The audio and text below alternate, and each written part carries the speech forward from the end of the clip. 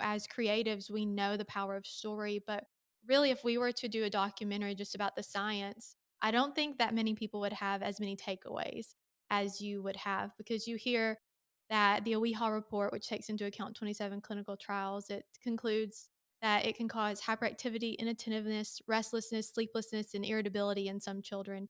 And you hear that and you're like, oh, well, I don't want that. But then when you really see what that looks like in a family and how, impactful that can be, then you really start to understand the cost of having something, an additive in our food that's really just used to color it. That's just a cosmetic use that has no purpose other than to be marketed to us. And so I think that the stories in Dr. Bevan's story was really a proof of concept of how powerful storytelling can be.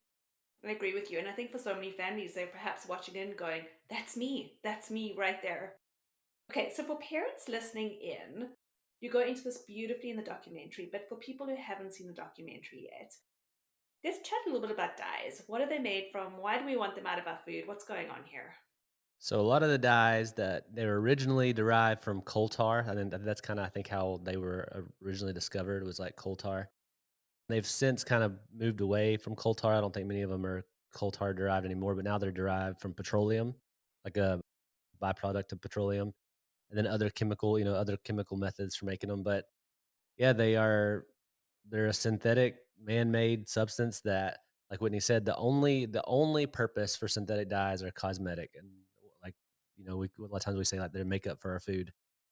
They have no preservative value. They really, I mean, they don't really have a taste.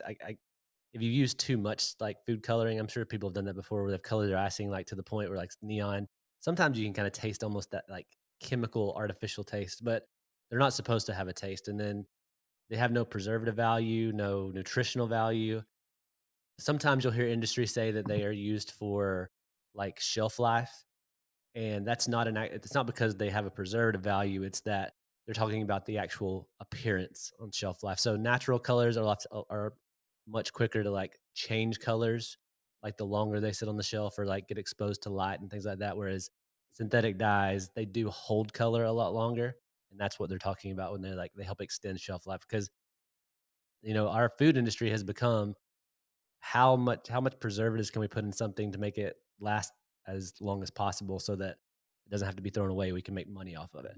So that's obviously important to industry, but like Whitney said, when it comes to the science and the issues that they cause, if you anybody who would look at something like a cost risk analysis would quickly say, okay, the risk of these synthetic dyes far outweighs like any type of benefit that they might provide, when especially the only benefit is like to brighten food. So Well, and on top of that, they're often used to color unhealthy foods and to kind of mimic natural foods. Like if you oftentimes you'll see something that is marketed to us to either for children or as like a healthy alternative and they use natural flavor.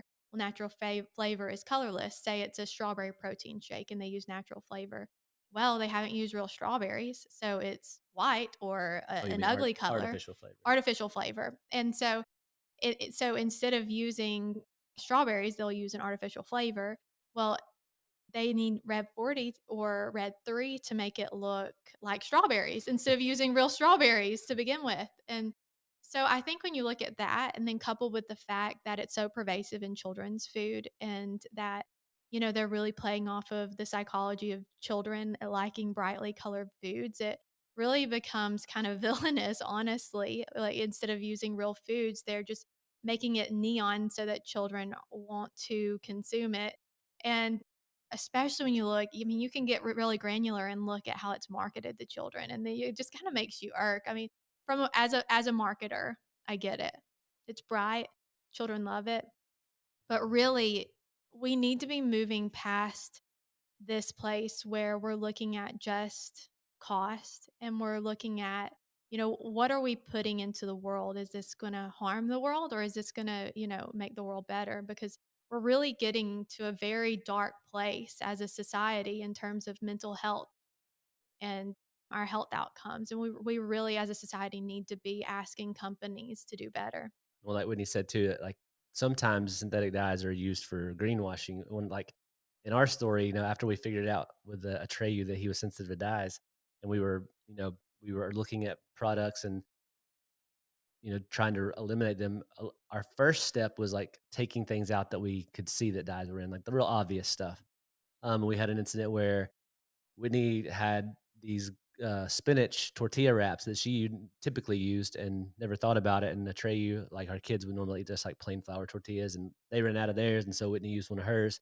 He had a really bad week that week.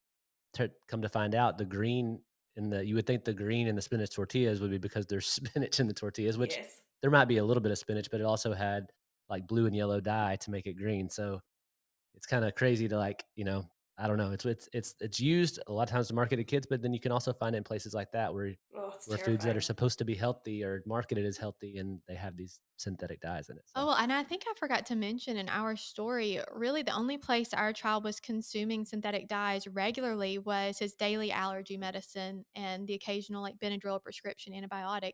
He had chronic ear infections that year. So he was on 6 to 8 antibiotics that year. And then the doctor said anytime he had a runny nose, give him Benadryl.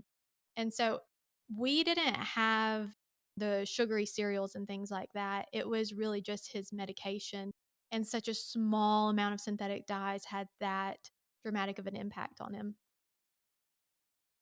So you've touched on it, but what are some of the studies showing when it comes to the dyes? Yeah, so the strongest study that we have looking at children and behavior is the AWIHA report. And so the AWIHA report came out of the Office of Environmental Health Hazard. Well, and it's a meta-analysis, so it's an analysis of all the studies that have been done over the past, I don't know, however many years. So it's not a study in itself, but it's a meta-analysis that's looking at all these studies. It's really digging into the studies, eliminating stuff that's like not strong, and really looking at things that are consistent within each study and Well, and things it's a like that. multi-year study. They took into account 27 clinical trials, humanist, animal evidence, mechanistic evidence. I mean, it really looked at everything. And so that's the strongest form of evidence we have, and they concluded that it causes hyperactivity, inattentiveness, restlessness, sleeplessness, irritability, and aggression. And then it even looked at it goes even deeper, and you can get even more granular in that study. And they look at just ADHD. And one thing that they said about ADHD is it's the number one way to treat ADHD aside from medication.